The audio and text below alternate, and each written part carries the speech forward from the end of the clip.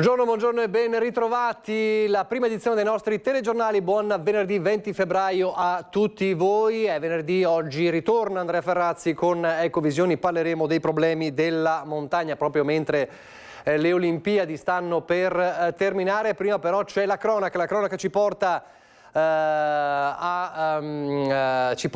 a parlare di un gravissimo fatto di cronaca avvenuto a Fontaniva. Una banda di predoni che ha di fatto sequestrato una donna in casa per una terribile rapina in casa. E allora Marta Zatta con Federico Cibotto da Fontaniva. Cosa è successo? Sì, buongiorno Nicola, buongiorno ai nostri telespettatori. Esatto.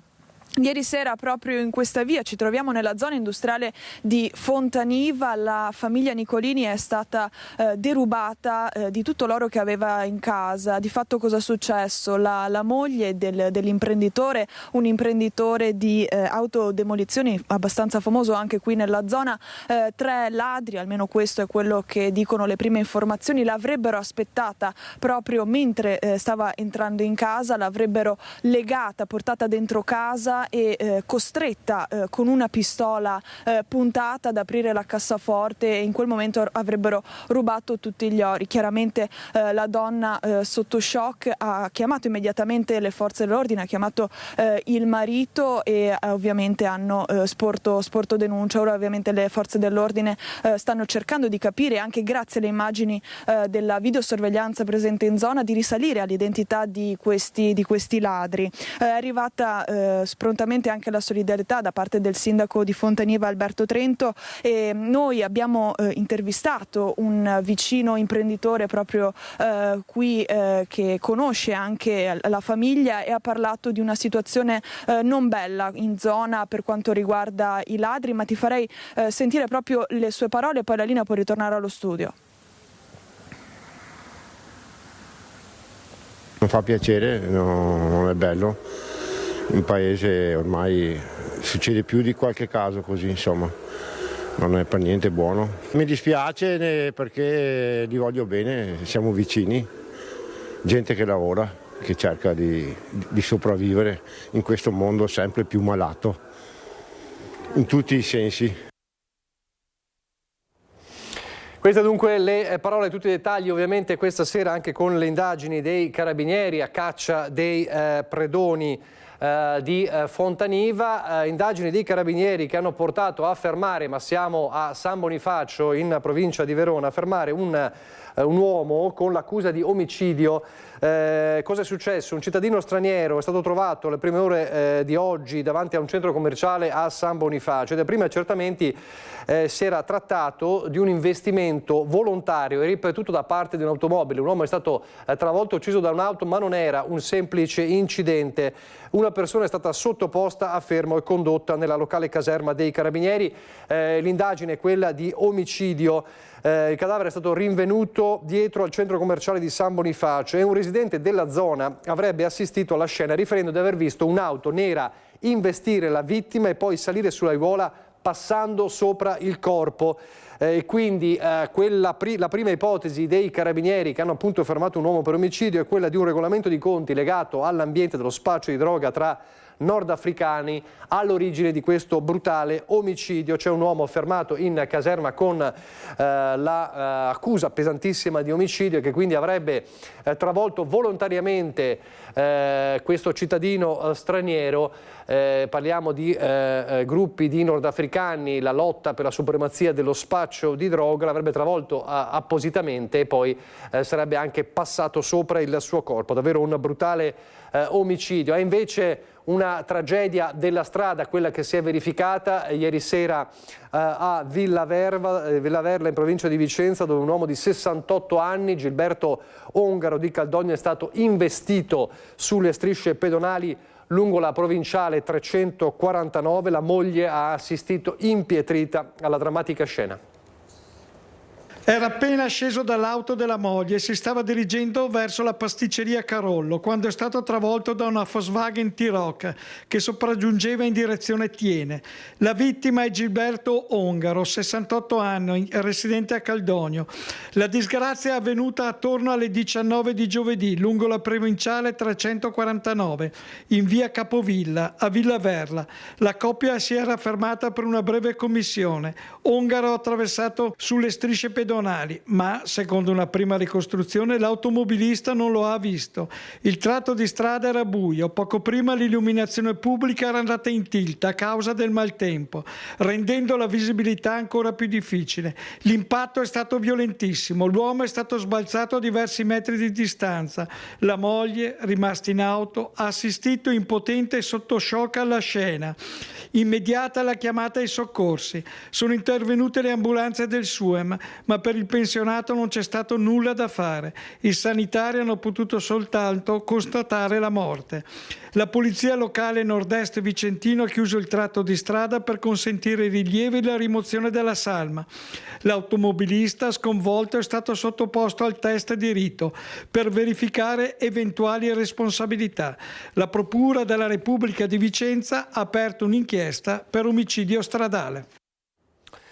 Una maxi operazione della Guardia di Finanza a Padova è un'operazione antidroga, 15 kg di cocaina e 5 kg di eroina, bloccati 2 corrieri al casello di Padova Ovest.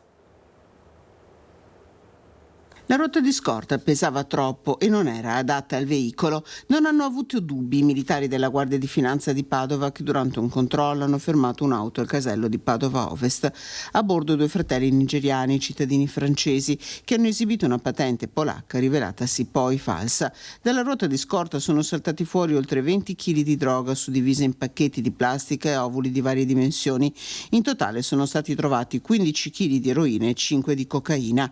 I 2 fratelli sono stati arrestati per traffico di stupefacenti, sequestrata l'auto e anche 1.000 euro in contanti trovati all'interno. Indagini sono in corso per capire da dove arrivasse l'ingente quantità di stupefacente e quale fosse la sua destinazione finale. Questa dunque è la maxi operazione della Guardia di Finanza a Padova. Lasciamo la cronaca per un attimo, ci torniamo fra poco, ma parliamo delle Olimpiadi, o meglio della cerimonia di chiusura delle Olimpiadi domenica all'Arena di Verona, mentre Luca Zaia lancia la proposta di una Venezia al centro di Olimpiadi diffuse, Olimpiadi estive però nel 2036 o nel 2040, si chiudono le Olimpiadi invernali e alla presenza di molti capi di Stato, si parla, si vocifera anche addirittura della presenza di Donald Trump. C'è una manifestazione che viene organizzata per domenica, manifestazione che inevitabilmente rischia di provocare forti tensioni, una manifestazione dal titolo inequivocabile, Olimpiadi no grazie. Questa mattina la presentazione di questa manifestazione, Daniele Garbin in diretta con Simone Squarcina proprio da Piazza Bra, se non sbaglio. Buongiorno Daniele.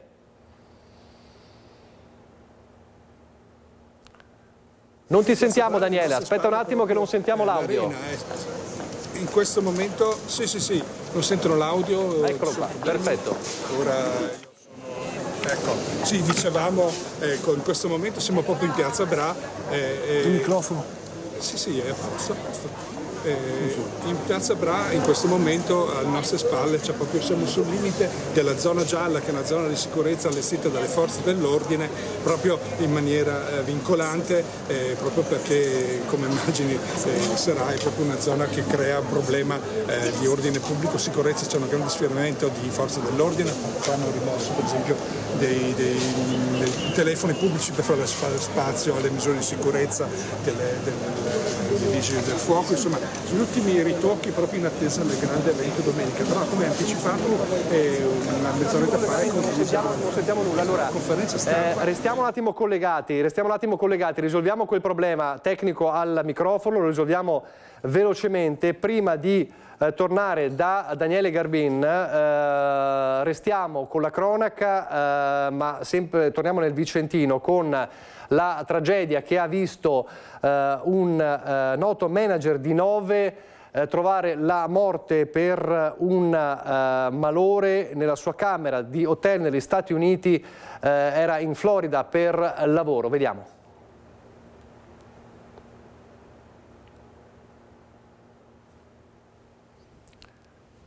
Vediamo se c'è il servizio con il manager di 9 che è morto in Florida. Vediamo se c'è.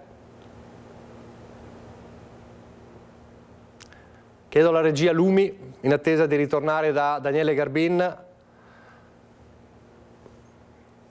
Ecco, l'ultima telefonata ai familiari, rientro in hotel, non mi sento bene, poi più nulla, niente messaggi, nessuna risposta alle chiamate.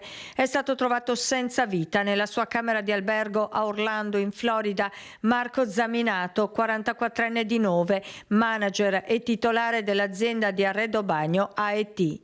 Zaminato era arrivato negli Stati Uniti per lavoro per partecipare al Salone dell'Industria della Cucina e del Bagno. Lunedì sera aveva avvertito un po' di malessere, tanto da decidere di tornare in hotel. A dare l'allarme sono stati i familiari che per ore hanno provato inutilmente a contattarlo. Marco Zaminato sarebbe stato stroncato da un infarto. In Florida in queste ore sono arrivate la compagna Anna e la sorella Silvia per il riconoscimento della salma e per espletare le pratiche di rimpatrio. Il novese lascia la compagna e i 2 bambini in tenera età. La notizia della scomparsa del manager si è sparsa velocemente in tutto il territorio bassanese, dove Marco Zaminato era molto conosciuto e stimato. Allora, in attesa di tornare a Verona da Daniele Garbin, vediamo se riusciamo a risolvere il problema tecnico. Ditemi se c'è Filippo Fois pronto. Sì, lo vedo. Filippo Fois a Chirignago, l'incendio al condominio Circus che tanta preoccupazione ha destato. Ci sono delle novità perché sono state murate le porte degli appartamenti con gli abusivi allontanati. È così, Filippo?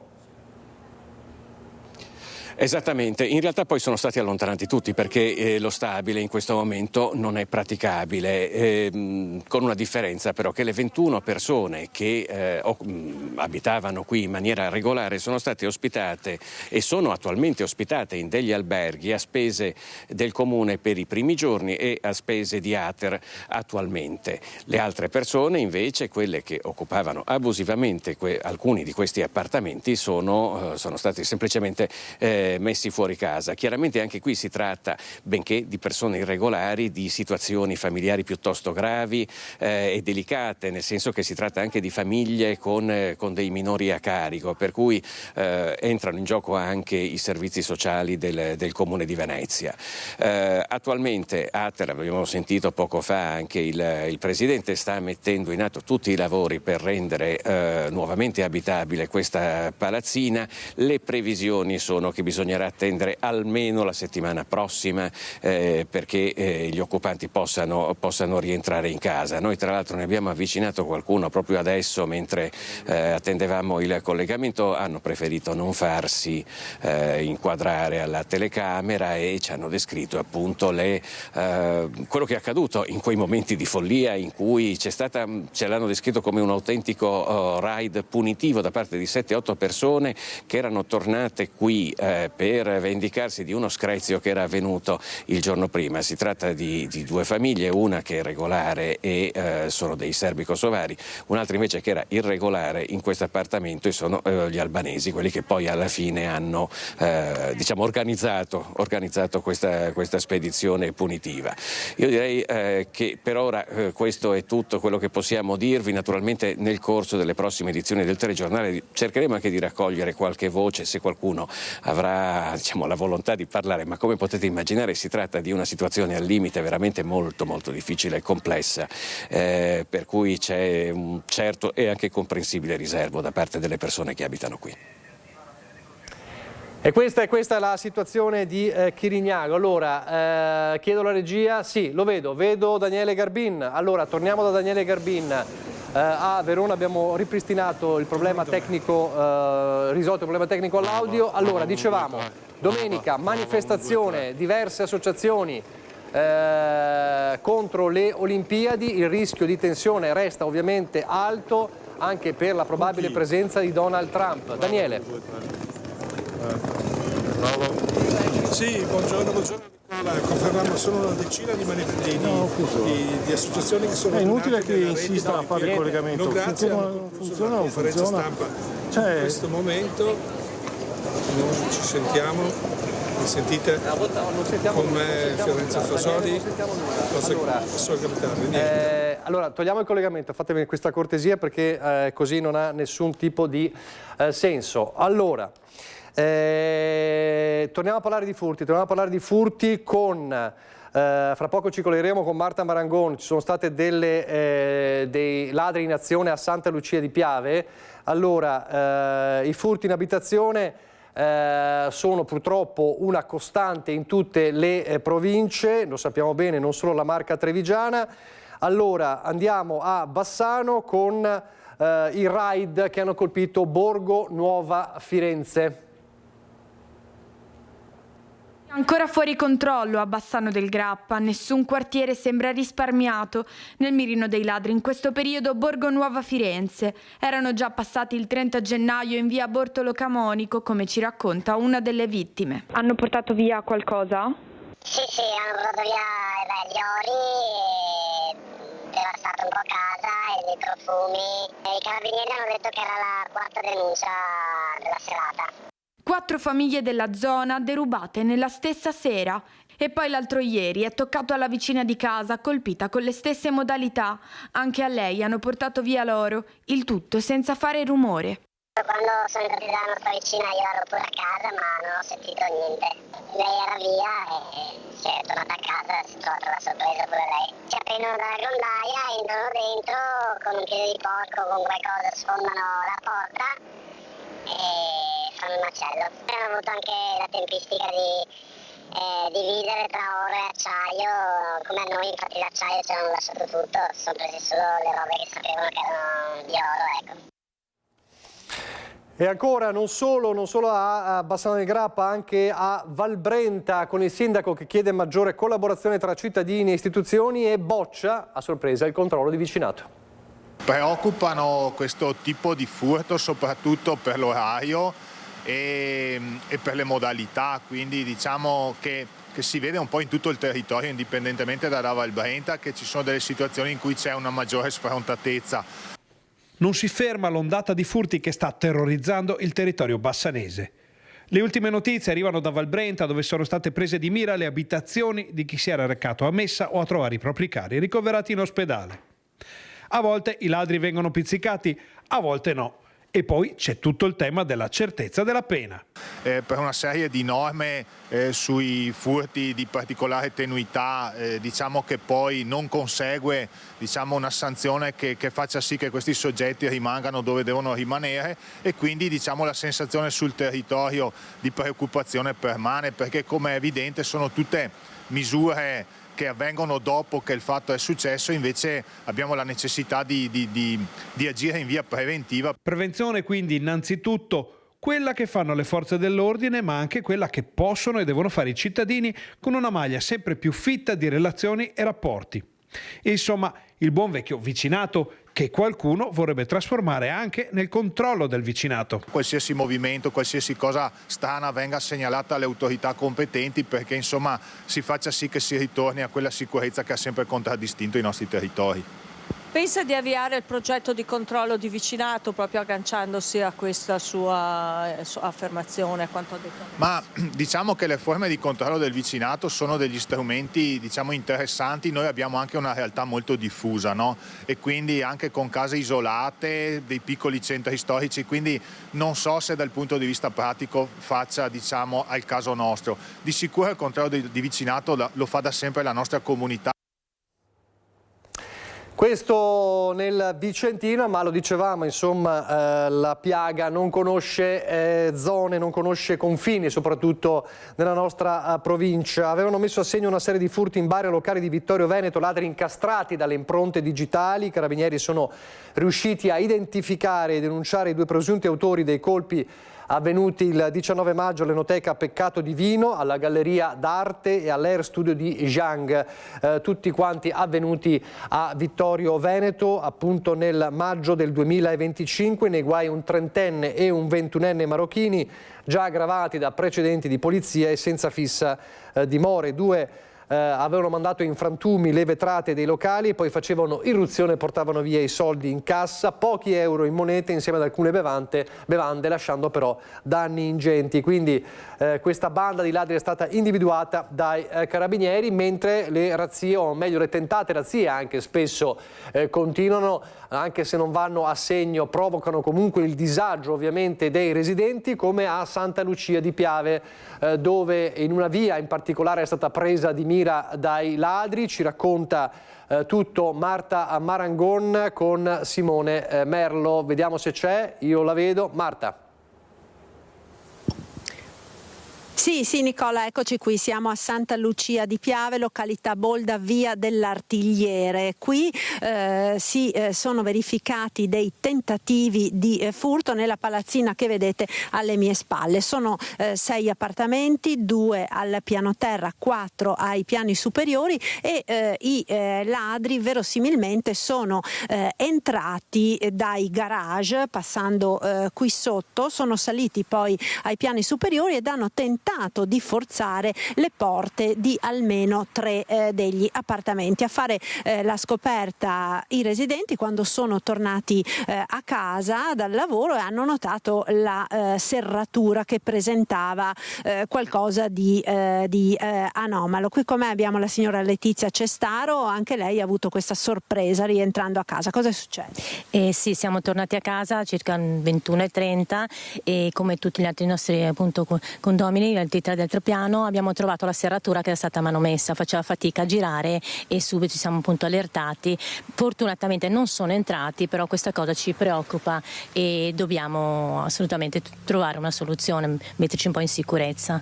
Ovviamente tutti quanti subito abbiamo guardato le porte, nessuno è entrato comunque, nessuno dei 4. Ecco, diciamo che nella sfortuna la buona notizia è che fortunatamente i ladri non sono riusciti ad entrare, però il fatto comunque di trovare 3 porte manomesse è un segnale d'allarme da non sottovalutare. Infatti qui in questa zona, peraltro una zona di nuova edificazione, sono tutte villette, piccoli condomini nuovi o seminuovi, la notizia sulle chat di controllo di vicinato è rimbalzata immediatamente, proprio per mettere in allerta tutti i residenti, perché evidentemente i ladri stavano girando appunto nel quartiere. Sì, siamo stati un po' anche scossi da questa cosa perché lo riteniamo una zona tranquilla, ecco, non ci hanno mai verificati, almeno che io sappia, non ci sono stati eventi e questo un po' ci inizia a preoccupare, ma sicuramente troveremo modo per metterci in sicurezza quanto prima, insomma. Ecco Nicola, questa dunque è la situazione da Santa Lucia. Restituisco la linea allo studio. Grazie a Marta Marangon. Restiamo nella Marca trevigiana con la cronaca giudiziaria, l'odissea di una 49enne anche affetta da una disabilità che è stata seviziata, picchiata e stuprata dal suo ex compagno. Ieri la sentenza di condanna per l'uomo. Picchiata a sangue, seviziata, minacciata e violentata, la vittima è una 49enne con disabilità. A chiedere aiuto lei stessa che ha allertato il 118. Venite, mi ha massacrato. Poche parole, ma tanto per far accorrere i soccorritori e i carabinieri. La scena che si sono trovati di fronte è terribile. La donna tumefatta, sangue ovunque. L'ultima di una serie di aggressioni fisiche e verbali il 5 maggio 2025.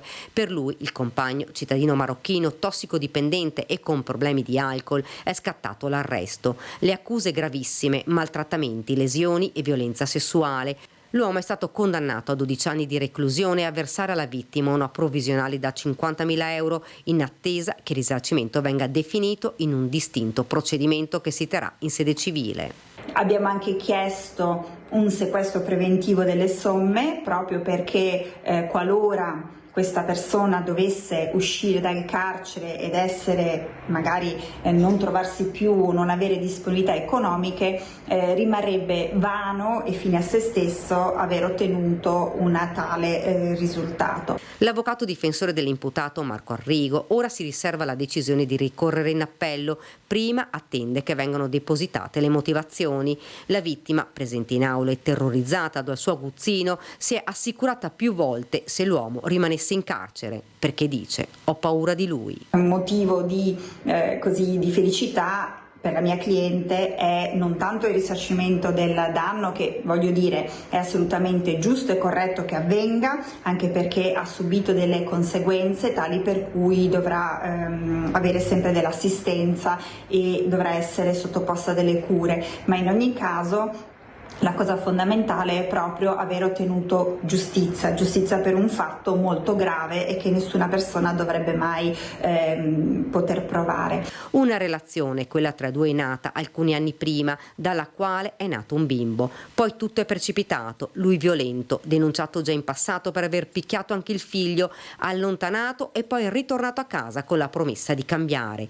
Promessa infranta subito. Poi quel 5 gennaio 2025, quando la donna è stata picchiata a sangue, seviziata e violentata, lei salvata dai soccorsi, per lui si sono aperte le porte del carcere. Una storia di pura follia dove la violenza diventa una quotidiana normalità.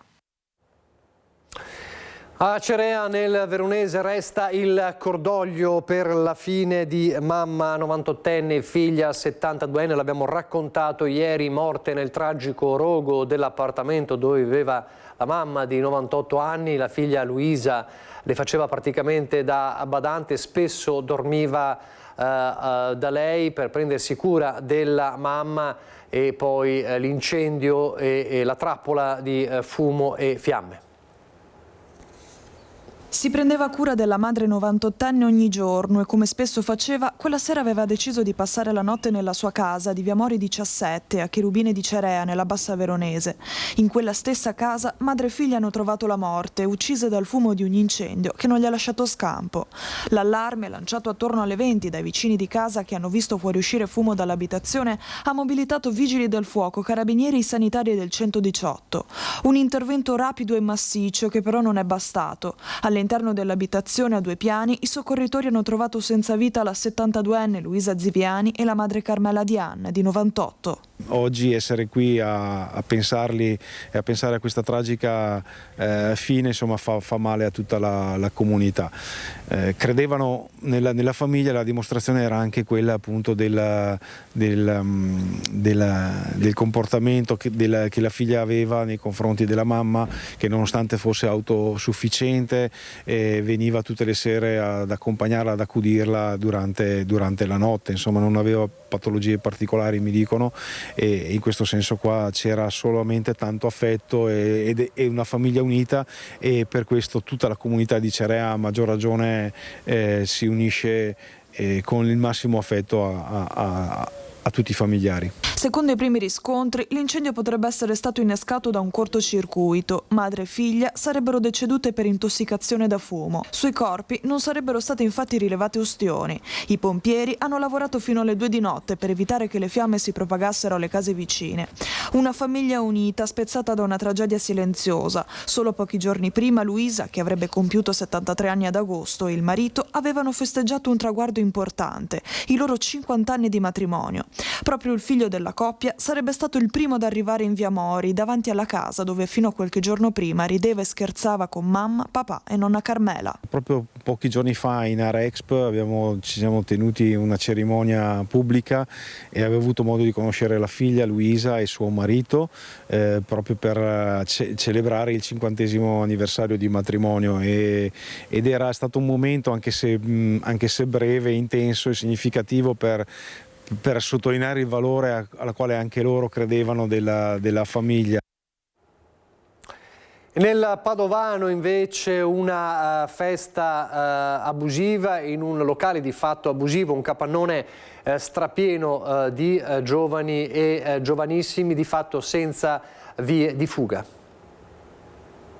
229 persone stipate in appena 240 metri quadrati, un locale che doveva essere un circolo privato, ma di fatto era una discoteca abusiva a Sant'Angelo di Pieve di Sacco. Quando i poliziotti sono entrati martedì sera verso mezzanotte, hanno trovato una festa di carnevale in corso, musica a tutto volume, suonata da un DJ e centinaia di giovani intenti a ballare sulla pista. Eventi e feste infatti venivano regolarmente pubblicizzati sui social, ma dai controlli è emerso che il locale non era in regola, mancava prima di tutto l'agibilità della struttura. La discoteca abusiva, oltre a essere sovraffollata, era anche sprovvista di uscite di sicurezza adeguate. In caso di incendio o emergenza sarebbe stato possibile unicamente uscire attraverso un'unica scala e un'unica porta di accesso, dunque il locale non era idoneo a ospitare attività danzanti o comunque eventi con la presenza di oltre 99 persone. Il presidente dell'associazione è stato denunciato per apertura abusiva di luoghi di pubblico spettacolo e trattenimento. Per lui anche una multa di 6.000 euro per gravi irregolarità. Già la scorsa settimana la polizia amministrativa aveva accertato che un organizzatore esterno aveva pubblicizzato un evento per la serata di sabato nello stesso circolo, rivolto a centinaia di giovani e adolescenti con bevande alcoliche e il pagamento di una quota di partecipazione, senza che alcuna domanda fosse stata presentata al comune. Dopo i tragici fatti di Cramontanà, il prefetto di Padova ha intensificato i controlli nei locali della provincia con multe salate per chi non rispetta le norme di sicurezza. Allora, pochi istanti di pubblicità, ripartiremo dalla politica perché non c'è solo il nodo elezioni, ma fra poco sentiremo anche le parole raccolte ieri sera da Ilaria Marchiori con Andrea Martella, che ha lanciato di fatto poi la sua campagna per Cafarsetti con il centro-sinistra. C'è il nodo anche Zaia, ci sarà da capire se davvero potrebbe essere una ipotesi per Venezia. E poi c'è l'alternativa ovviamente molto gettonata di Simone Venturini, ma poi c'è anche la regione e c'è una nuova tensione nel centrodestra tra Lega e Forza Italia, o meglio tra Forza Italia e Stefano Valdegamberi. Il tema è quello dell'attacco a Tajani in riferimento alle bandiere russe e bielorusse alle Paralimpiadi. Subito dopo la pubblicità ne parleremo.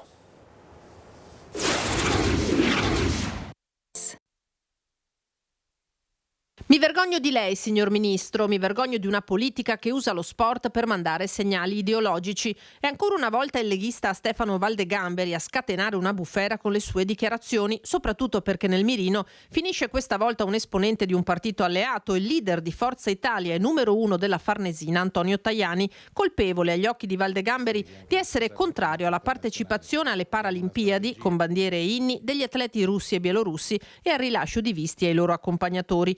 Immediata la reazione del gruppo consigliare regionale di Forza Italia, che chiede al partito di Salvini di prendere le distanze dal suo rappresentante Alferro Fini, ma Valdegamberi non arretra di un passo e quel vergogna rivolto a Tajani non se lo rimangia. Sono pesanti le sue considerazioni, quelle italiane sono pesanti, che da ministro che dovrebbe conciliare, cercare amicizia tra i popoli, che getta fratture a che pro? Per seminare la pace, non di certo, probabilmente è un ottimo modo per seminare conflitto, divisione e odio tra i popoli e quindi tutte le premesse che portano alle guerre. Trasformare la cultura, i giochi olimpici in uno strumento di geopolitica, di divisione politica è un grave errore strategico per il nostro paese. Mi vergogno ancora, lo ripeto, mi vergogno che Tajani dia questa interpretazione. Peggio ancora se la questione riguarda gli atleti che si accingono a disputare le Paralimpiadi, sottolinea Valdegamberi. Toni inaccettabili per Forza Italia, che attraverso il suo capogruppo Alberto Bozza e i consiglieri Jacopo Maltauro e Mirko Patron parla di attacco violento e scomposto e di demagogia da due soldi.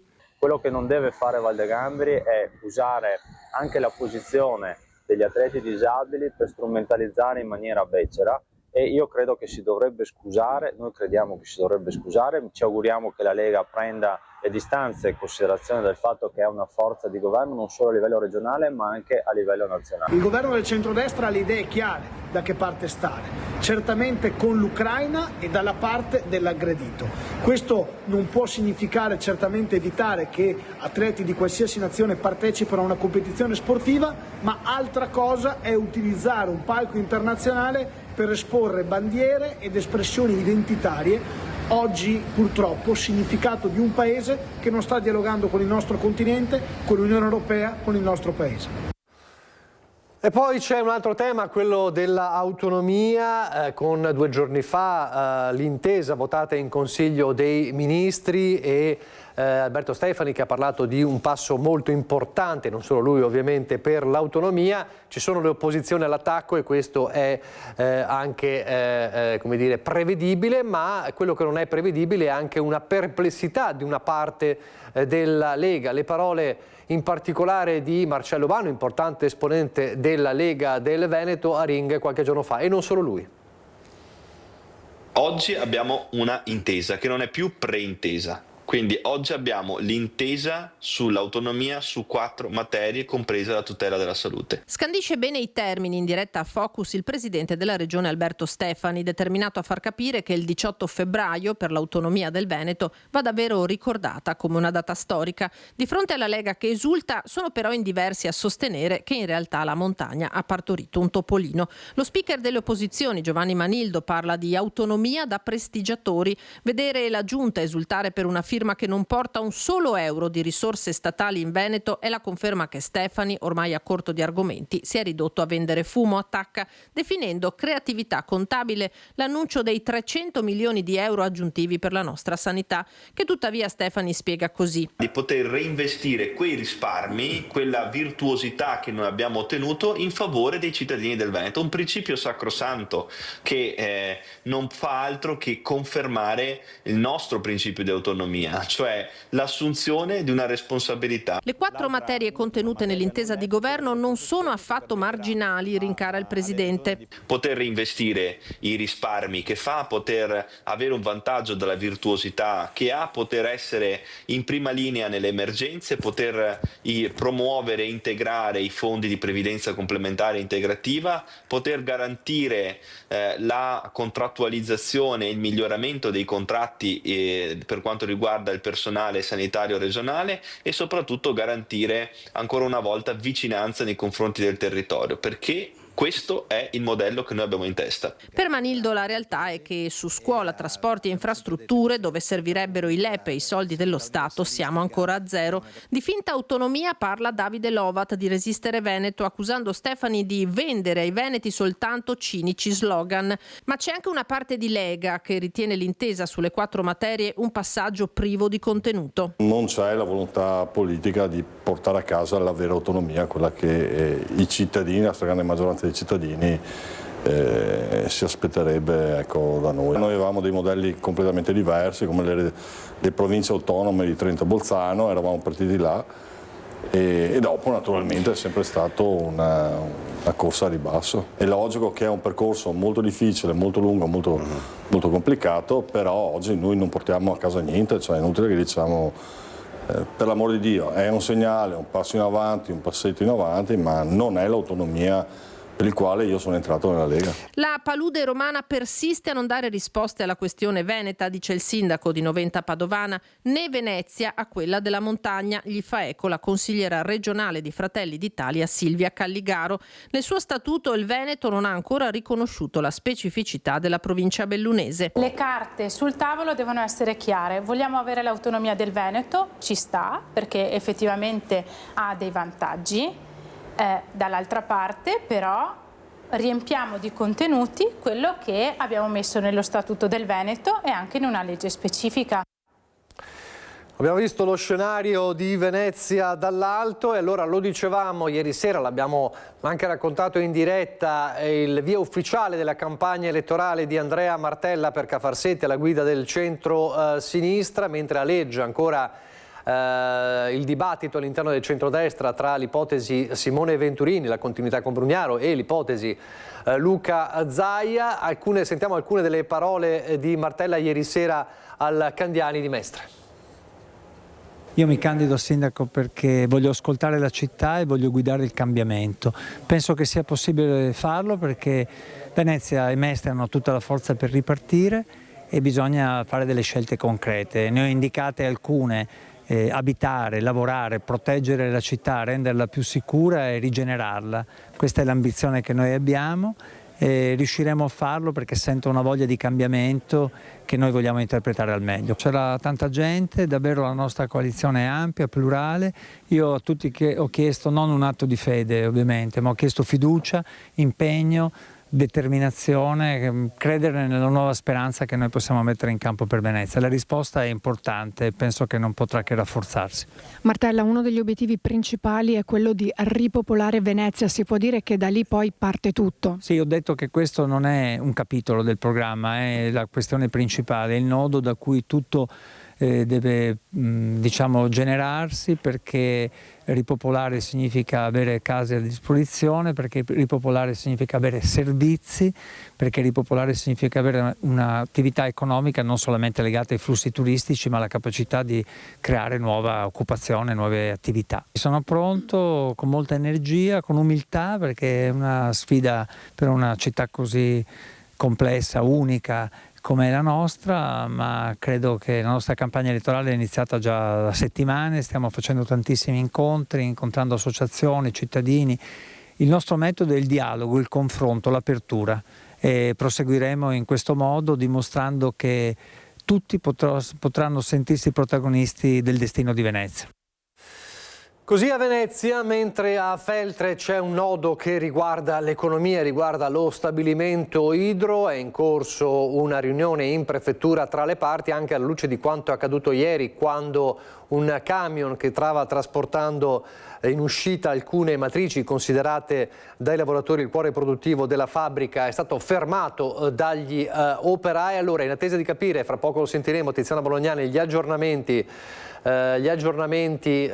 della riunione in prefettura, vediamo cosa è successo 2 notti fa.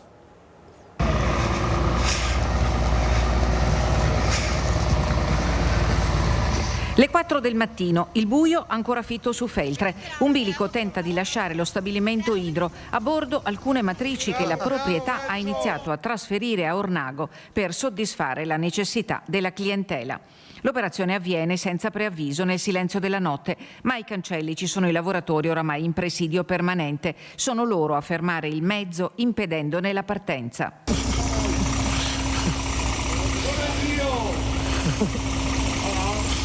Per gli operai si tratta dell'ennesimo segnale di una volontà chiara a svuotare il sito produttivo dopo l'annuncio di chiusura della proprietà. Le matrici, spiegano, non sono semplici attrezzature, rappresentano il patrimonio industriale e il futuro occupazionale di questo territorio. Il tentativo è avvenuto in totale sfregio delle decisioni assunte al tavolo ministeriale riunito una settimana fa a Roma e viene letto come uno strappo grave rispetto agli impegni assunti. Impegni che, denunciano i sindacati, finora non avrebbero trovato riscontro concreto.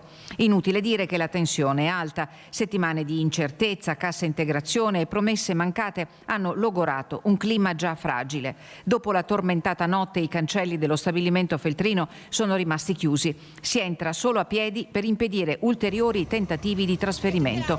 Dal presidio arriva un appello alle istituzioni e alle autorità competenti. Vigilare, intervenire, ristabilire un quadro di trasparenza e rispetto degli accordi.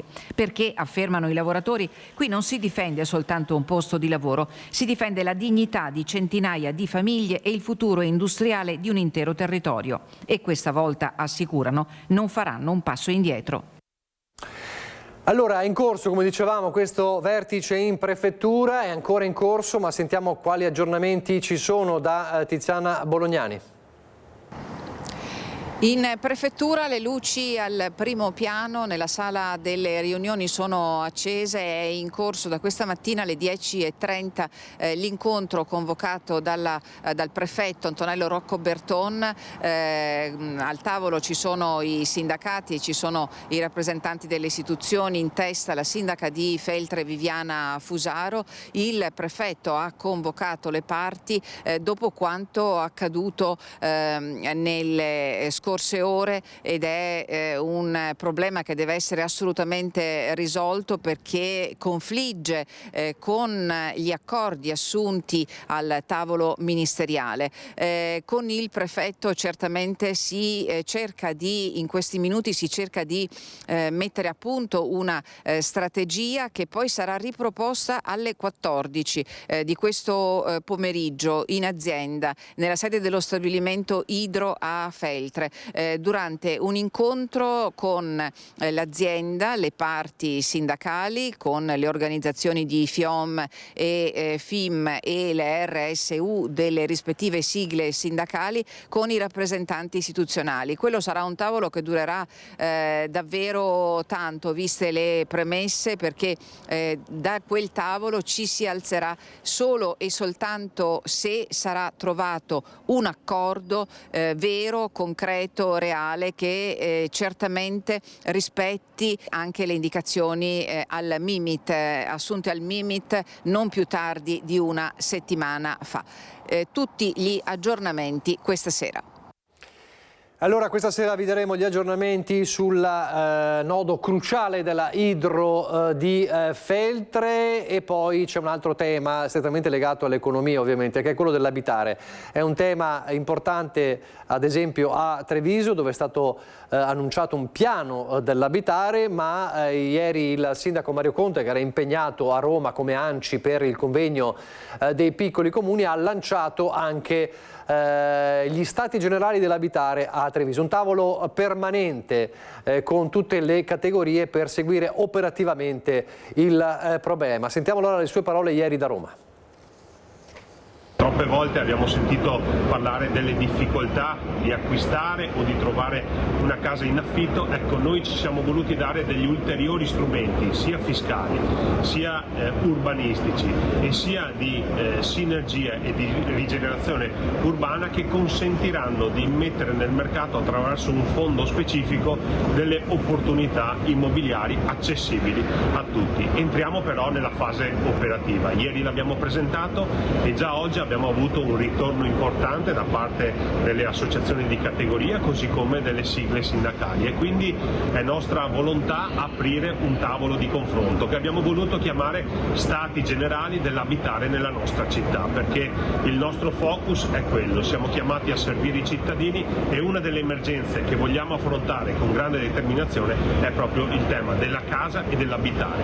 Quindi nei prossimi giorni vi comunicheremo la data nella quale convocheremo associazioni di categoria, sigle sindacali e tutti coloro che vorranno portare un contributo attivo a questo straordinario e innovativo progetto, per poi cominciare un vero e proprio percorso virtuoso che consenta a tutti di accedere alla casa.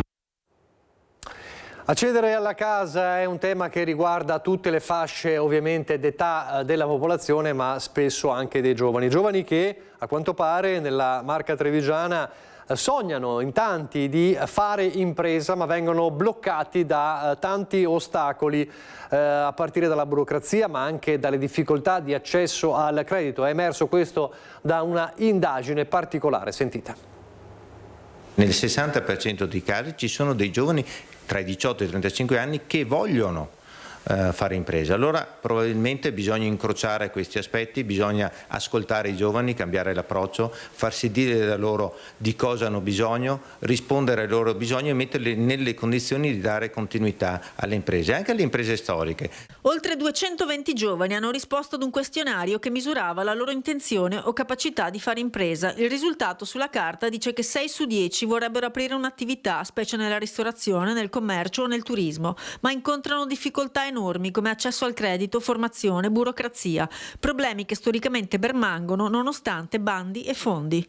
Ci sono, come è stato detto prima, dei fondi che sono disponibili, però è anche vero che è difficile intercettarli, quindi come è stato prima annunciato ci sarà l'esigenza di rendere il tutto più semplice appunto da accedere, da visionare, e come anche l'intenzione di creare proprio dei prodotti finanziari di microcredito per i nuovi imprenditori. Non solo una mappatura di entusiasmi e frustrazioni, ma anche uno sguardo alle opportunità, provando a dare risposte. Il compito dello studio approfondito commissionato da Ascom proprio grazie ad un bando ANCI.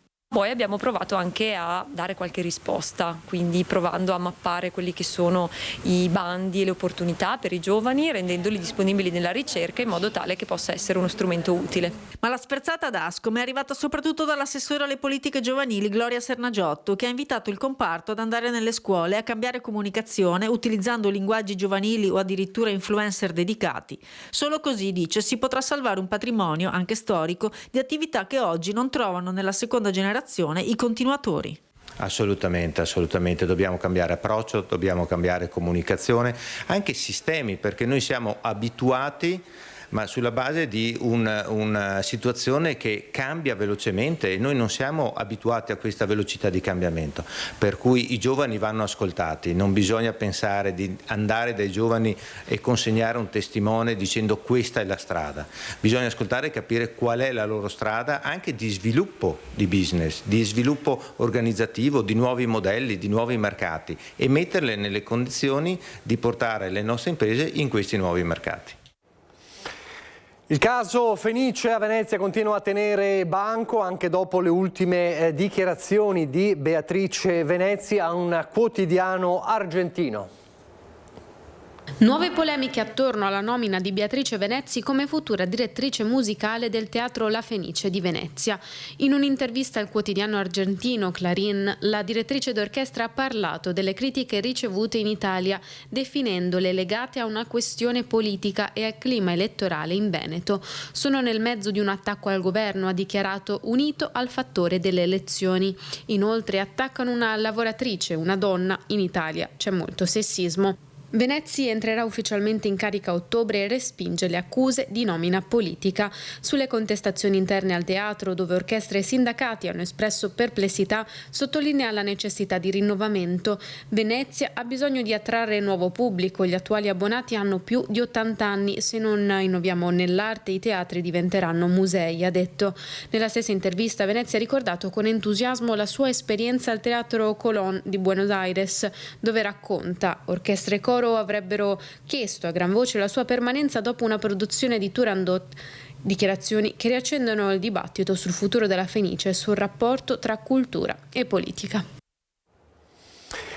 E poi parliamo di Olimpiadi perché lo dicevamo, l'abbiamo visto domenica, c'è la chiusura delle Olimpiadi invernali Milano Cortina 2026 all'Arena di Verona e c'è anche quella manifestazione contro le Olimpiadi che fa salire un po' la tensione, anche vista la presenza di tanti capi di Stato, forse anche dello stesso Trump domenica a Verona, ma c'è anche ovviamente la festa dei pattinatori e c'è anche la festa degli atleti, in particolare di un pattinatore, il vicentino Davide Ghiotto, che ha vinto l'oro e che sarà uno dei portabandiera della cerimonia di chiusura a Verona.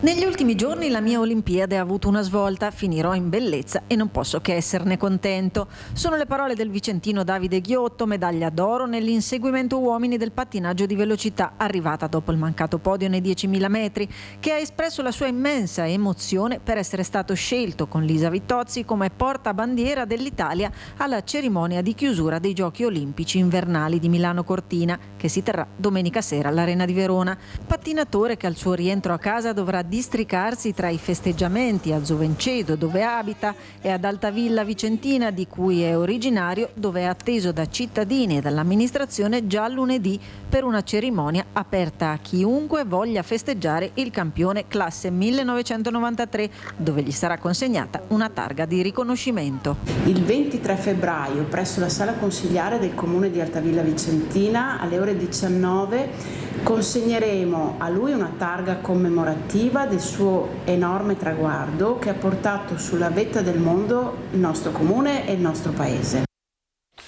Allora ripartiremo dalle Olimpiadi, ma per allargare il nostro sguardo, perché oltre alle Olimpiadi parliamo ovviamente delle nostre montagne, fra pochissimo con Ecovisioni e con Andrea Ferrazzi, subito dopo la pubblicità.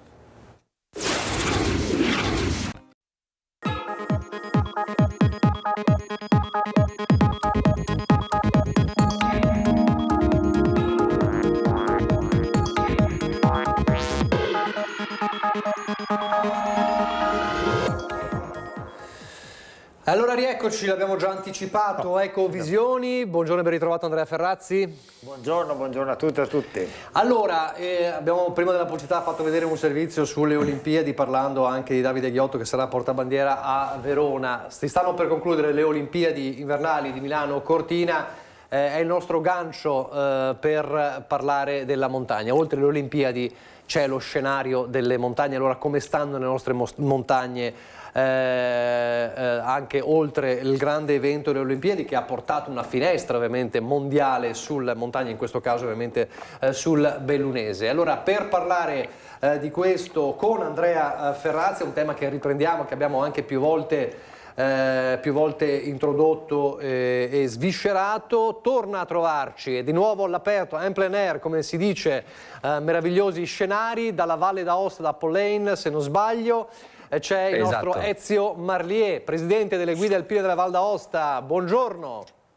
Buongiorno a voi e ben ritrovati. Scenario stupendo, scenario che lei ovviamente ben conosce della sua Valle d'Aosta. Allora, arrivo subito da lei, introduzione iniziale.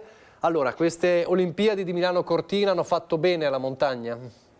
Sicuramente, come lei ha detto, hanno aperto nuovamente, hanno acceso i riflettori, non solo del bellunese tra l'altro, perché sappiamo che le montagne che sono scena di questa grande, diciamolo pure, straordinario evento sportivo mondiale, sono un bel pezzo dell'arco alpino fino a Bormio, no? Predazzo, Bormio, Cortina, e poi la parte più di pianura che riguarda Milano, e poi la chiusura che sarà l'Arena di Verona. Oggettivamente un grandissimo evento mediatico. Il problema qual è? Il problema è che poi, come spesso accade molto nel nostro paese, riflettori accesi, tutti ne parlano nel mentre l'evento accade, e dopodiché tanti si dimenticano. Ma l'arco alpino non va dimenticato, l'arco alpino è la vita del nostro territorio. Perché vede, dall'arco alpino è nata la pianura padana. Se noi non avessimo avuto le montagne, non avremmo i ghiacciai, i nevai, i grandi fiumi, e la pianura padana è nata esattamente dai detriti che sono stati nel corso dei millenni, dei decine di millenni, delle centinaia di migliaia di anni, depositati appunto. E lì è nata la civiltà della pianura padana. Ma questo rapporto strettissimo tra la pianura e la montagna la viviamo anche oggi. Quando parliamo di montagna non stiamo parlando di 4 montanari, amici, e grazie a Dio, io tra l'altro i miei avi vengono proprio dalle valli alpine, ne sono orgogliosissimo, ma parliamo dell'acqua, per esempio, parliamo della vita. E allora non è assolutamente il caso di dimenticarlo, ma mentre spegniamo i riflettori sulle Dolomiti, sulle Alpi della Lombardia, collegate naturalmente a questo grande evento sportivo mondiale, dobbiamo continuare a tenerli ben accesi per tutte le questioni che sono fondamentali per tutti noi. Marlier, allora, anche lei, partiamo dalle Olimpiadi, insomma, ha seguito, ha visto, c'è il rischio che però questo resti poi una vetrina e basta, come dire, che poi si svuota quando si spengono i riflettori? Che impatto hanno avuto, stanno avendo e porteranno solo grande impatto mediatico? Da ex azzurro intanto sono troppo felice della quantità di medaglie che sono state portate all'Italia. Credo che l'indotto delle Olimpiadi sia decisamente importante, soprattutto per una prima parte della montagna. Non dimentichiamoci che però questa è una montagna di benessere, dove comunque ci sono tante infrastrutture, dove comunque in ogni caso ci sono gli impianti a fune, ma la montagna non è solo questa. La vera montagna, che è quella di cui non parliamo mai e sul quale non accendiamo praticamente mai i riflettori, è quella che vedete alle mie spalle. È quella che viene generata dai calli alle mani, quindi dalla fatica e dal sudore che i nostri vecchi hanno dovuto ovviamente mettere sul terreno per trasformare quello che vediamo alla montagna. Gli impianti a fune sono importantissimi, ma sono solo una piccola parte. Ci dimentichiamo del grande lavoro e della tutela che noi dobbiamo continuare a avere nei confronti di quella montagna che non parliamo mai, che è quella dei nostri agricoltori, che è quella dei nostri viticoltori, che è quelli che fanno sì che la montagna in un certo senso non diventi più un bosco totale, ma rimanga ancora un qualche cosa dove la natura sì ha il suo posto, ma è controllata, e questo previene anche tanti altri problemi, come i dissesti che ci sono normalmente quando ci sono queste grandi piogge, quando ci sono grandi eventi così violenti come soprattutto negli ultimi anni. Questa è la montagna su cui dovremmo veramente accendere i riflettori, perché va benissimo le Olimpiadi, ne vengano pure a go-go, che vengano i turisti, ma non dimentichiamoci che dietro a tutto questo riusciamo a vendere una terra bella, ok, perché c'è qualcuno che ne ha cura. Se non ne abbiamo cura, prima o poi avremo una montagna fatta di boschi, e non so chi verrà a vedere i boschi. Allora, Marlier, perché uno dei temi è proprio questo, poi affrontiamo poi la questione anche dei cambiamenti climatici, anche del rapporto, come diceva Ferrazzi, con la pianura. C'è un tema che è annoso e non ha una soluzione, che è quello dello spopolamento della montagna. Serve qualcuno che si prenda cura della montagna, perché altrimenti la vetrina poi si spegne il riflettore e resta una vetrina vuota, come tanti negozi vuoti che vediamo nelle città. Lo spopolamento è un tema cruciale e non è stato fatto molto, è stato fatto qualcosa di poco incisivo in questi anni. Come si attirano le persone in montagna, i giovani a restare in montagna? L'introduzione che ho fatto prima speravo veramente che portasse a questo, che è il problema principale. Se noi non abbiamo maestranze sul territorio che hanno cura delle nostre montagne, è evidente che la montagna prenderà di nuovo il sopravvento, i boschi riprenderanno il sopravvento. Per fare tutto questo ci vorrebbero delle politiche, soprattutto in quelle valli dove non c'è questo turismo come possono avere le grandi valli che ospitano oggi le Olimpiadi, o le grandi stazioni sciistiche che sono rinomate in tutto il mondo, ma sono quei fondovalle, o meglio ancora tutte quelle zone all'interno appenniniche che oggi sono completamente spopolate, ma perché la gente va via? Io credo che se si desse la possibilità alla gente del posto, e parlo ovviamente di gente come la mia famiglia, voglio dire, noi eravamo allevatori, eravamo agricoltori, perché abbiamo smesso? Perché non avevamo sabato, non avevamo domenica, non avevamo Natale e tantomeno Capodanno. Le bestie mangiano tutto l'anno. Natale o Capodanno che siano, loro devono mangiare. Ed era un lavoro enorme, con una rendita decisamente bassa. Ora il problema qual è? Che noi stiamo qua vicini, il paese che vedete qua dentro è il paese da cui vengo io, quindi vedete che la pianura, voglio dire, la terra è piatta, quindi è anche facile da lavorare. Ma nelle valli è tutto molto più ripido. È tutto molto più dispendioso. I servizi stessi tendono sempre a mancare e non credo che basti la digitalizzazione per portare la gente a venire a lavorare in montagna. A noi serve gente che lavori la montagna, perché altrimenti torniamo ad essere quel classico cane che si morde la coda, che portiamo gente, ma se non c'è nessuno che la lavora, la terra continuerà a riprendersi il suo posto. Allora questo come si fa? Cioè c'è bisogno di incentivi?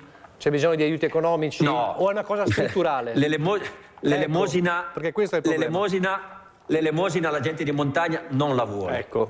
Però è indubbio che se non ci fossero degli aiuti in questo momento, probabilmente anche chi fa l'allevatore oggi se ne andrebbe via. È saltato per un attimo, vediamo di riprendere il collegamento, però quello che stava dicendo Marlier è questo fondamentale. Allora, la gente di montagna non vuole le elemosine, quindi gli incentivi a spot servono fino a un certo punto, però è una cosa strutturale che in tanti hanno affrontato e non ci sono riusciti. Perché è così difficile? Perché bisogna affrontarla complessivamente all'interno di quello che si chiamano i provvedimenti per le aree interne. Ormai nel nostro paese più del 50% della popolazione vive nelle città, a livello mondiale il 70% della popolazione vive nelle città e l'Italia si sta, diciamo, orientando velocemente verso la stessa percentuale, cioè tra pochi decenni il 70% della popolazione nazionale vivrà nelle città e creerà uno spopolamento enorme di tutto l'arco alpino, di tutto l'arco appennino, di tutta la parte appunto delle aree interne di cui parlavo prima. Questo va bene? No, questo non va bene assolutamente. Ci sono dei segnali positivi di controtendenza, perché lo scorso anno 100.000 italiani hanno deciso per la prima volta di ritornare dalla pianura alle montagne, alle aree interne. Questo è stato dovuto, diciamo, da molte cause. Il cambiamento climatico, le estate torridi che sono assolutamente ingestibili nella nostra città, C'è stata una pubblicazione in questa settimana dei morti da colpi di calore in Europa e in Italia, sono stati decine di migliaia la scorsa estate, solo la scorsa estate, e vengono colpiti soprattutto le persone più fragili, in particolare gli anziani, e soprattutto coloro che sono fragili anche economicamente, perché non hanno i soldi, per esempio, per pagarsi i sistemi di condizionamento dell'aria, di raffreddamento, di rinfrescamento. E quindi c'è sicuramente questo che influisce e le persone salgono sempre di più. Alcune attività economiche sono costrette a salire sempre di più di altitudine, per esempio l'agricoltura ormai sarà sempre più così, coltivazioni che si facevano fino a 40-50 anni fa tranquillamente nelle nostre pianure non sono più possibili, perché la siccità e il caldo torrido sta modificando strutturalmente le condizioni dell'agricoltura stessa e quindi gli agricoltori stanno sviluppando delle attività agricole su altitudini via via crescenti. Poi c'è certamente una modifica strutturale anche del mondo del lavoro, perché la possibilità del lavoro da casa, quello che viene chiamato lo smart working, con la digitalizzazione, spinge sempre di più le persone ad essere autonomi indipendenti e anche se legati da un contratto di dipendenza con la gente, con l'azienda, c'è la possibilità di vivere all'interno di un rapporto di lavoro che sempre più spesso può essere vissuto da casa, e ecco allora che per esempio molte aziende le consentono e molte persone stanno avvicinando. E poi c'è una ricerca, ultimo ma non ultimo, della qualità della vita. Le persone vogliono qualità della vita. Noi viviamo nella pianura padana, per esempio. La pianura padana è l'area più inquinata d'Europa. L'Italia ha avuto nello scorso anno 50.000 morti per inquinamento, 50.000, e la gran parte di questi sono concentrati nella pianura padana. Le persone vogliono vivere bene, vogliono vivere sane, di ogni evidenza che la possibilità di spostarsi in aree sane, belle, di qualità e anche di relazioni umane, di relazioni con le persone, di relazioni con l'ambiente. Allora tutte queste sono delle condizioni sulle quali lavorare, ma ci deve essere una politica non a spot, una politica davvero intelligente, una politica a 360 gradi, che consenta alle persone di vivere bene lì e di sviluppare delle attività economiche, lavorative e sociali nelle montagne, che sono degli scrigni assolutamente fondamentali. Marlielle, l'ho rivista, eccola qua, la ritroviamo. Insomma, non so se ha seguito tutto il ragionamento di Ferrazzi, ma parlava di una controtendenza a lasciare la pianura perché le condizioni, soprattutto climatiche, sono ormai insostenibili, quindi ci sono degli spiragli, però sono spiragli che vanno, come dire, incentivati ma non con il denaro, e così c'è piccoli segnali, però come dire, ci sono i punti su cui lavorare, no? Si sta meglio, c'è un rapporto con l'ambiente diverso, anche forse della vita stressante di città, la possibilità di fare un lavoro di smart working, l'ambiente, lo scenario bellissimo, quindi ci sono dei punti sui quali lavorare. Comunque guardate che anche in pianura i problemi ci sono, cioè non è che in pianura tutti quanti fanno gli agricoltori, come vedete ci sono sempre più cascine vuote, ci sono sempre più terre incolte, quindi questo non è un problema solo ed esclusivamente della montagna. È ovvio che in montagna il disagio è decisamente più importante e anche la fatica stessa di lavorare la terra, essendo ovviamente decisamente più verticale, è un attimino più impegnativo. Ma quando io mi sposto e vengo comunque nella pianura vedo sempre delle grandi cascine bellissime, stupende, e tante sono incolte, quindi credo che sia un qualche cosa che è abbastanza comune, questo spopolamento del lavoro diciamo sulla terra. Ovvio che da noi, essendo ancora più complicato, mettetevi nei panni di una famiglia che vive in fondo ad una valle, quando oggi non crescono più bambini, non ci sono più scuole, non c'è neanche più il negozio di alimentari, e questa comunità si ritrova a prendere i bambini, caricarli su un pulmino e portarli magari a 25-30 km lontano, con tutti i disagi che ci sono, magari anche d'inverno. Guardate poi le valanghe in questi giorni che ci sono, cioè portarli ad accentrarsi all'interno di una scuola in bassa valle. Questo incentiva già i ragazzi a vedere questo spostamento come un qualche cosa di quasi obbligatorio, no? E credo che questo sia un primo grande problema. Io penso che quando chiudono le scuole sia una sconfitta proprio completa della comunità. Le scuole sono in assoluto il punto basilare principale della cultura alpina. Chiuso questo abbiamo poco da fare, significa che non c'è più demografia, e quando non c'è più demografia riprendere le persone per riportarle su non so veramente come fare. Allora, abbiamo parlato di cambiamenti climatici, no? Per dire che in pianura il clima torrido è sempre più insostenibile, però ovviamente i cambiamenti climatici si fanno sentire anche in montagna. Ovviamente c'è lo scioglimento dei ghiacciai e ci sono le frane, allora ci sono queste due problematiche da affrontare. Le frane ci sono da sempre, attenzione, solo che oggi ovviamente con la comunicazione moderna è tutto decisamente più visibile. Che il nostro territorio, non solo la Valle d'Aosta, ma voglio dire tutta l'Italia, sia comunque un bel problema, su questo credo che non lo scopriamo da oggi. Che si faccia poco per prevenire, per tutelare questo, e poi spesso legato a ideologie, no? Troppo lontane l'una dall'altra, si lascia il buon senso e alla fine le cose non vengono mai fatte come devono essere fatte. I cambiamenti ci sono, ora non so se sono cambiamenti climatici o quello che è, però è indubbio che così come sta facendo negli ultimi anni è evidente che qualcosa non va. Di chi sia la colpa lo dicono gli scienziati, che sia di uno o dell'altro, comunque qualcosa dobbiamo fare.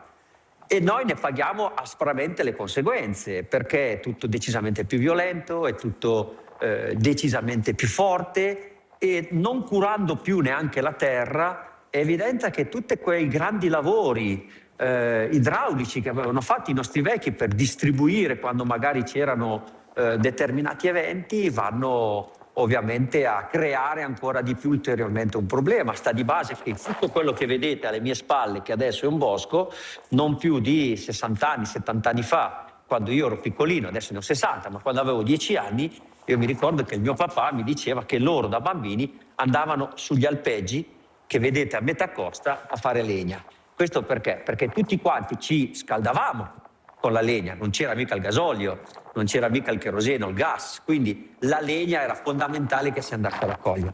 E una volta che l'albero era stato tagliato, la gente cosa faceva? Terrazzava, perché facendo così consolidava il terreno e ovviamente lo coltivava. Adesso lo vedete voi, è un bosco. E quello che succede se eventualmente un domani, non qua perché qua siamo abbastanza tranquilli, ma immagino in altri posti, che cosa può generare il fatto che possa cominciare a cadere un muro, che le radici buttino giù delle pietre, che l'acqua si infiltri e che cosa può generare tutto questo. La cultura, attenzione, curare la montagna sta alla base della prevenzione. Ed è una cosa che sicuramente non abbiamo dimenticato di fare. Ma lei ha dato proprio la dimostrazione plastica, no?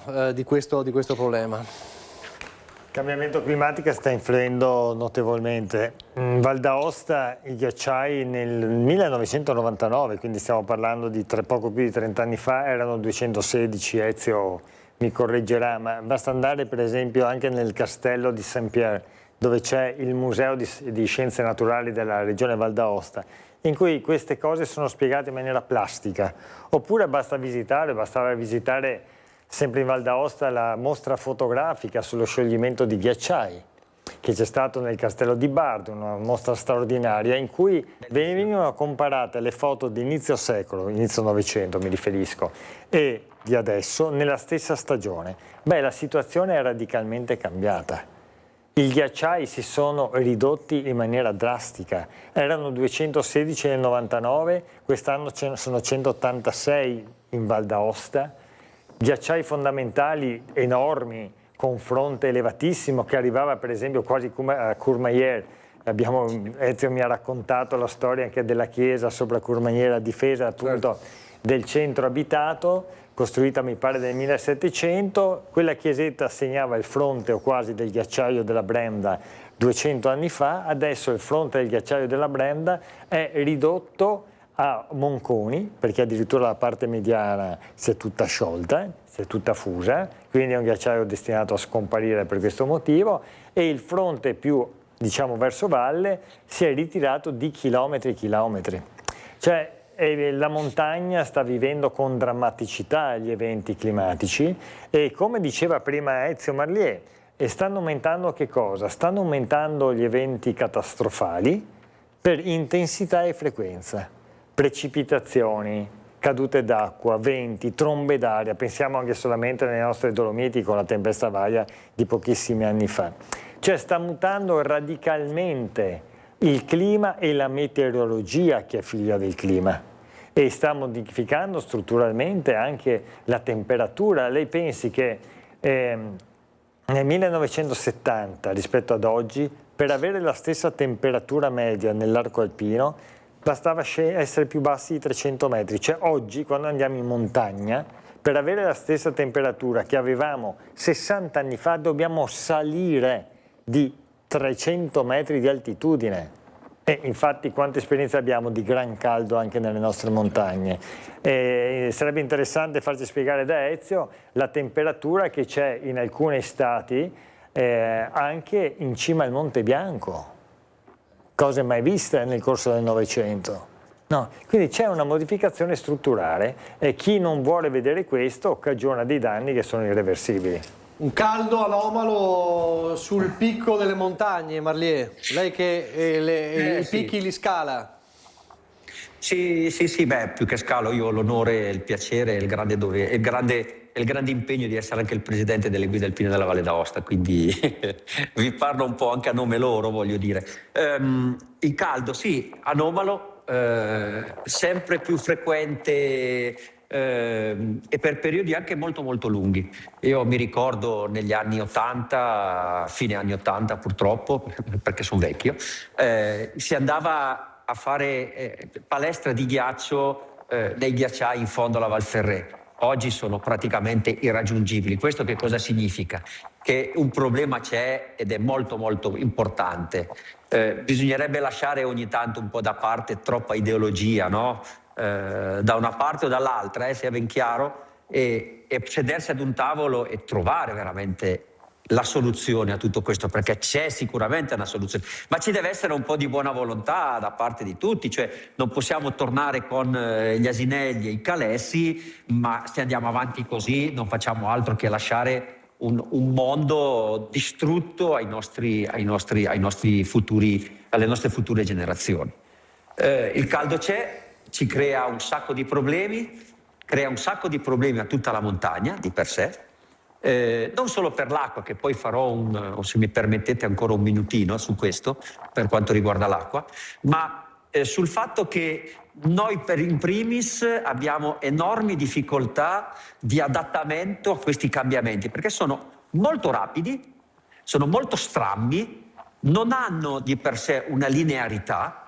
E quindi l'essere umano, noi stessi, noi professionisti, abbiamo enormi problemi a trovare le giuste soluzioni, perché da una settimana all'altra cambiano. Questo è il più grosso problema, non solo dal punto di vista professionale, ma proprio anche dal punto di vista di adattamento a quello che mi circonda. Cosa voleva dire dell'acqua? Perché apriamo poi un altro fronte con Ferrazzi. L'acqua e i ghiacciai soprattutto, vedete, i ghiacciai poi alla fine sono dell'acqua solidificata. E io continuo a ribadire, forse dietro alle mie spalle, là così in cima, c'è un piccolo ghiacciaio, che è il ghiacciaio di Arpisson, si chiama così.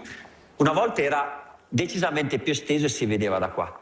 Ma quello che noi vediamo qua è stato trasformato, sì, dalle mani dei nostri vecchi, ma anche grazie alla motricità che l'acqua stessa forniva.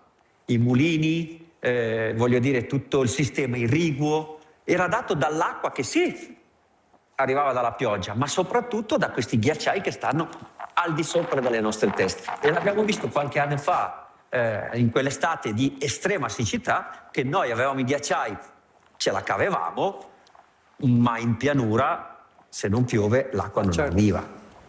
Quindi è veramente una grande catena la montagna e la pianura. Se si rompe un anello ne soffriamo tutti, chi prima chi dopo, perché se soffre la pianura l'anno dopo ci saranno meno turisti che vengono in montagna, ok? Mentre magari finché c'è l'acqua ne godiamo un pochettino di più noi, un pochettino meno giù. Però voglio dire è un sistema che non può fare a meno l'uno dell'altro. E l'acqua poi porta a una guerra, no? Perché diventa preziosa come l'oro. Sì. Cosa succede tra Veneto e Trentino? Cosa sta succedendo e da tempo? Ah beh sì, tra Veneto e Trentino, tra Val d'Aosta e il Piemonte, perché per esempio le risaie per esempio di alcune province piemontesi richiedono acqua in maniera stratosferica e la Val d'Aosta giustamente è gelosa della loro acqua, ma lo stesso scontro che c'è stato più volte tra il Trentino Alto Adige e il Veneto, no?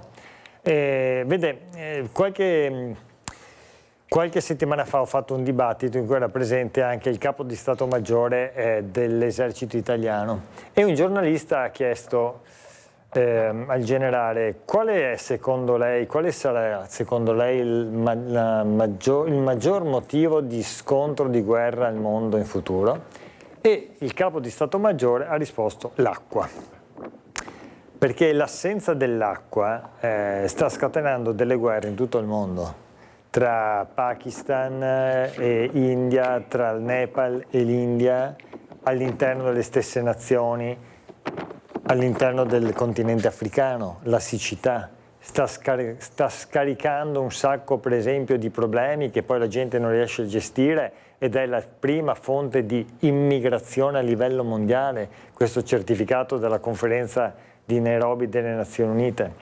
Cioè quando noi non rispettiamo il clima, non rispettiamo l'ambiente, qual è la verità? Non rispettiamo noi stessi e siccome facciamo parte dello stesso ecosistema, non siamo noi e l'ambiente, siamo noi nell'ambiente, siamo noi con l'ambiente e quando non lo rispettiamo, non rispettiamo noi stessi. Questa è la drammatica conclusione.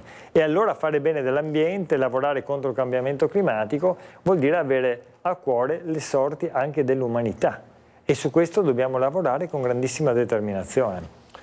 Marliè, la saluto facendole fare un appello a un megafono straordinario, se qualche magari, non solo giovane, ma insomma chi magari volesse dire beh, voglio provarci, no? Allora, un appello a chi ci sta guardando per ritornare a riscoprire la montagna anche vivendoci. Cosa direbbe? Che consiglio darebbe? Cosa direbbe a chi è interessato? Vi rubo ancora un secondo solo sulla questione dell'acqua, molto importante. Nel senso che credo che in Valle d'Aosta ci sia un esempio molto molto chiaro di un sistema circolatorio dell'acqua. Tutto quello che noi utilizziamo comunque per produrre l'energia elettrica, così come gli impianti di innevamento, alla fine si vengono trasformati ma poi vengono sempre riemmessi nella Dora, quindi tutto quello che noi utilizziamo comunque o lo consumiamo per bere ovviamente, ma tutto quanto il resto ristorna completamente dentro a vantaggio di quelli che stanno più in giù, quindi non ero al corrente ci fossero state delle guerre tra Piemonte e Valle d'Aosta, non ne sono al corrente di questo, però era giusto dire che un sistema come il nostro, e questo grazie anche alla CVA e al dottor Argirò che fanno un lavoro eccellente da questo punto di vista, questo sistema circolatorio riemmette comunque sempre l'acqua a favore anche degli altri. Per quanto riguarda l'appello, io posso solamente dire che vivere in montagna è bellissimo e che se ci sarà la possibilità tutti quanti insieme, con il buon senso, senza estremizzare le ideologie, vivere in montagna è bello, è possibile e si può tranquillamente mantenere una famiglia. È magari un pochettino più duro che la comodità di una città e magari anche un pochettino più fredda, però se ci si adatta un pochettino è bello. E difatti guardate, io oggi sono qua così al sole, meglio di voi due che siete seduti in ufficio. E noi la stiamo invidiando, allora chiudiamo con l'ottimismo perché noi il nostro proposito poi è quello di capire i problemi, ma dobbiamo sempre guardare con un occhio di ottimismo, di fiducia nel futuro. Grazie a Ezio Marliè, grazie, davvero buon lavoro, straordinario lavoro. Alla guida delle guide alpine, mi scuserete il gioco di parole, della Val d'Aosta. C'è solo il tempo per ricordarci di cosa parleremo fra 2 settimane.